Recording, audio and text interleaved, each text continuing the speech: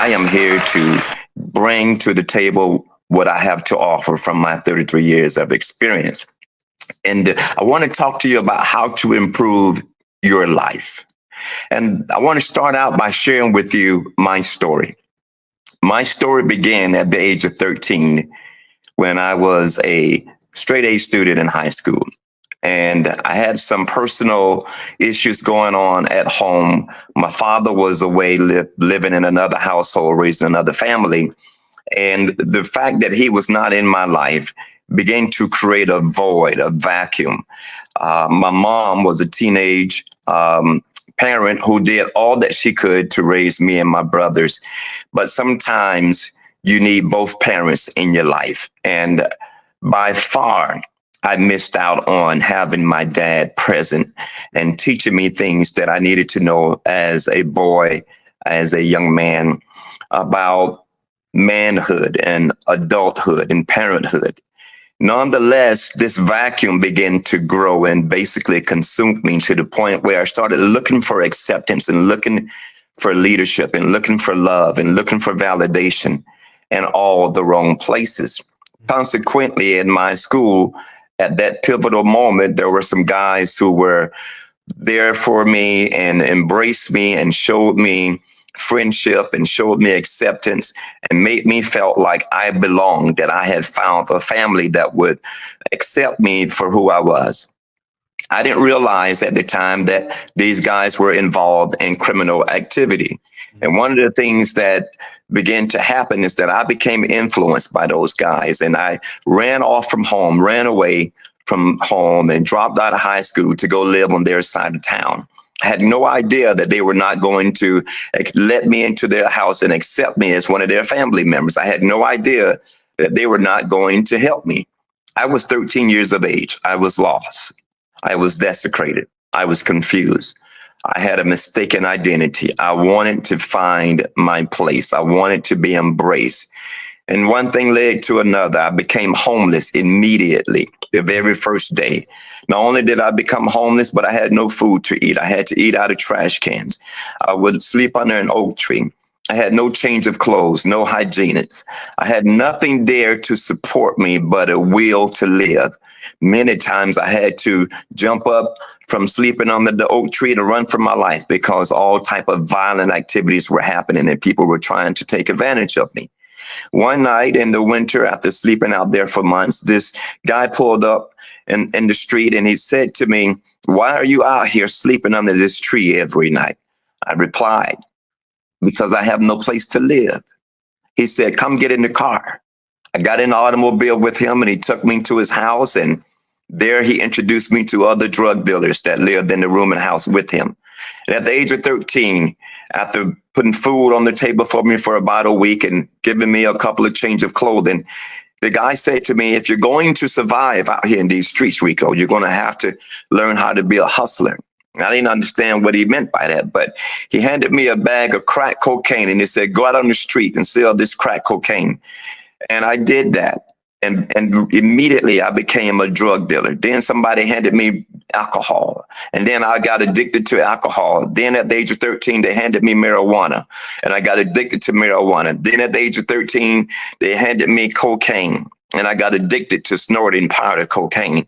So at the age of 13 now, I go from being at home with my mom and my two brothers and a student in school to being a high school dropout, a runaway, homeless on the street, a drug dealer, addicted to marijuana, addicted to alcohol, addicted to cocaine, and a criminal that would soon be arrested 19 different times and sent to prison 3 different times. Finally, on that third time in prison, I began to do some soul searching and realized that I can't continue to live like this. The judge labeled me a threat to society and said, "You don't deserve to be in society. I'm going to lock you up." And while sitting in prison for years, I began to realize that if I'm going to change my life, then I have to do it now. I cannot wait until I go back out to the outside world to try to change my life. I have to discover now who I am. And so what I did, ladies and gentlemen, is I began to focus internally, and I began to discover that I have something special. that I have something unique, that I have greatness in my life. I began to realize that I'm not that young man in the street that wants to be a drug dealer, wants to use drugs and commit crimes and possibly end up dying in the streets or spending the rest of my life in prison. And so I engaged in this program in school, in college, and I'm sorry, in prison, which I call my college, I call my school, interpersonal skills. And interpersonal skills help me to focus internally and to really begin to come in contact with what I really possess on the inside in terms of my virtue and my qualities. And so I then went back to school inside of prison, and I finished and got my GED. And I met this young man, older man rather, and I call him young out of compliment. His name's Billy. Billy was somebody who had done 30 years in prison and was never going home. And I made a deal with Billy. I said, Billy, I'll buy you coffee and cigarettes if you would let me buy your books from you. I wanted to buy your library. I wanted to buy his personal books. And so Billy made an agreement that I would buy his books. Billy had an almanac. Billy had an encyclopedia. Billy had a concordance. He had Bibles. He had dictionaries. And I wanted those items. And I bought every single book that Billy had in his own library. I took those books back to my dormitory and I spread them across my bunk. And for 10, 12 hours a day for years, I studied, I memorized, and I self-educated myself. I wanted to make sure that when I came home out of prison, that I had enough change and transformation in my life that would guarantee me a new life. One of the things I discovered, ladies and gentlemen, this is where I get to you now. One of the things I discovered is that I need to get to know me. I need to get to know who I am. I needed internal discovery. I needed to learn what I had to offer the world, what I had to offer society. I need to learn what I was born with and created with by my creator. I needed to learn what type of qualities and gifts and skills and talents and authenticity and uniqueness that I had on the inside of me, because I wanted to live a different life. I wanted to be productive. I wanted to be positive. I wanted to live a prominent, promising life. And so I discovered that I have greatness on the inside of me. And I submit to you, number one, that if you're going to improve your life, focus internally. You see, when I was in the high school searching for a family, looking for a father figure, looking for someone that loved me, that would embrace me, I didn't realize at that time that I needed to be looking internally. But instead, my focus was externally. But when I began to put my focus internally, then I became intimately acquainted and familiar with myself. And that's what I submit to you today as point number one. Focus internally and intimately discover what you have on the inside, because you do have something. And oftentimes you have more than what you realize. Sometimes our lives are like books that are comprised of chapters. And there are certain parts of our lives that are revealed as we turn the page and we go from page to page and then chapter to chapter. And then we go from our beginning to our conclusion. And I submit to you that your conclusion has a happy ending today, but you just got to get back to focusing internally so that you can discover what it is that you have. You want to be familiar with your strengths and your weaknesses. You want to be familiar with your do's and your don'ts, your highs and your lows, the things that you like and the things that you don't like. And I know people would suggest that, hey, I'm 30 years old, I know me by now, or I'm 50 years old, I know me by now, or I'm 70 years old, I'm 90 years old, I know me by now. But can I suggest to you that there are always things on the inside that is constantly developing. There are gifts constantly developing, perspectives constantly developing. There are qualities and virtues that are constantly developing on the inside. It's just like your body. Your body is developed to regenerate itself. If you get a cut or a wound, it heals itself automatically. On the inside of you, your spirit, your soul, it regenerates. And there's always something fresh and new, something that you can bring forth that you didn't even know that you had. You discovered something today about you that you didn't know yesterday about you.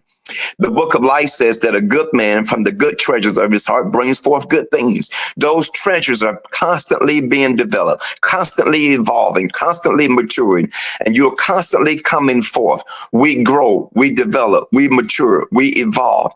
And then secondly, ladies and gentlemen, I had to realize that I got to have personal development in my life, which means I have to focus my time, my thought, my energy on developing what I discover.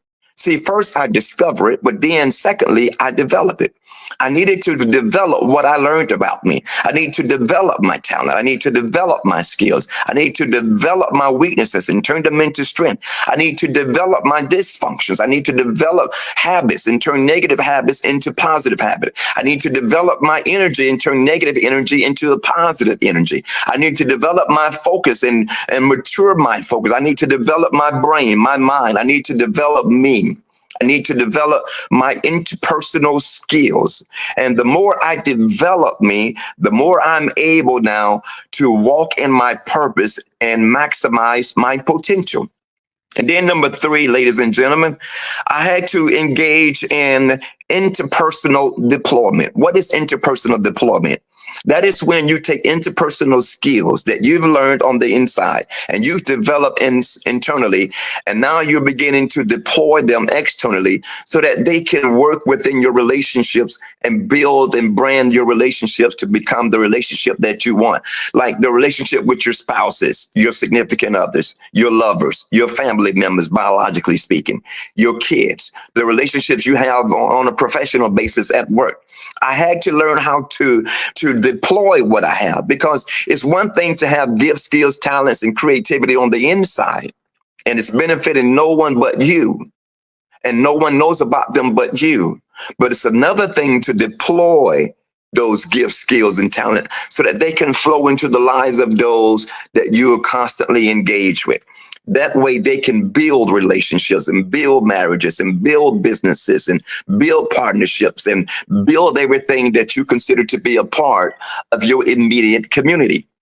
And so the next thing that I want to suggest to you is that after you begin to deploy your skills and deploy your gifts and deploy your virtue and deploy your creativity into the lives of others, now you want to engage in what I call self-personal dedication. This is a commitment to you that lasts a lifetime. When you make a commitment, you commit to that commitment and you do these five things. Number one, you love you. You love you unconditionally. You love you even in times where it seems like no one else loves you. You love you even when it seems like people who are supposed to love you are failing and falling short in their love for you. If someone tells you, I hate you, I can't stand you, I don't want to be with you, I'm divorcing you, you're not worth anything, you don't have anything, you're sorry, you're lazy. If they just go out of their way to just harass your emotions, you stand your ground and you tell yourself, I am not going to receive that into my heart because I love me. I may not be where I want to be in life, but I love me for where I am in life. Then secondly, you believe in you. Never believe more in someone else than you do in yourself. It's easy for us to believe in others and their ability to make their life what they want and their dream, their reality. But I need you, ladies and gentlemen, to believe in you. Believe in the power of you. Believe in the oneness of you. Believe in you to the point where no matter what your dreams, no matter what your ambitions and your aspirations are, you are standing toe to toe with your dreams, saying, I believe that I can have what I want to have. I believe I can do what I want to do. I believe I can live how I want to live. I believe I can accomplish what I want to accomplish because I can do all things through Christ. I can do all things through my higher power. I can do all things through my creator. And I can do all things through the interpersonal power that I possess on the inside. And then number three, support you. This is a big one because we're good at supporting others, but I need you to support you. I need you to make a decision that I'm going to always be there for me and I'm going to give me the support that I need. And if I find myself deviating from my plans because I'm having emotional battles, I'm dealing with trauma, I'm dealing with grief or sorrow, I'm dealing with setbacks and downfalls, I'm dealing with depression or anything, I'm going to support me by getting me the help that I need at that particular juncture in my life to get past whatever mountain stands before me and to make it through whatever storm I'm having to survive. And then as I support me, you know what's important to do? Number four, ladies and gentlemen, and this is a big one. We must forgive us. Forgive you for every mistake you've made. Forgive you for every sorrow. Don't live with regrets. Don't live with remorse. Don't live with sorrows. Forgive you for the divorce. Forgive you for dropping out of high school. Forgive you for the drug use. Forgive you for wasting your investment financially. Forgive you for making decisions that have brought some levels of pain or rejection or hurt in your life. Forgive you for that. And then number 5, be your best friend. Mm. Never be more of a friend to anyone else than you are to yourself. Support you, believe in you, love you, and be your friend to the end. Be your friend to the end. If you're a friend to you, you're going to forgive you. If you're a friend to you, you're going to love you. If you're a friend to you, you're going to support you. If you are a friend to you, you're going to stand by you. And this is how I improved my life. And this is how I was able to discover what I have to offer and have now become someone who travels the world teaching and helping other people to live their best life. Bring out the best in you. Give life all you have to give, and you will begin to improve your life immediately. And you know what, ladies and gentlemen? It does not matter if no one else sees your greatness. You know your greatness. And as long as you know your greatness, you can continue to operate and to manifest from day to day the greatness that you were created to live. I love it. I love it. I love it. You know what? I'm looking forward to seeing you in your future. I know that things are going to get a whole lot better for you. My name is Rico Sharp. Thank you so much for allowing me to have these 15 minutes of your time. I wish you the best.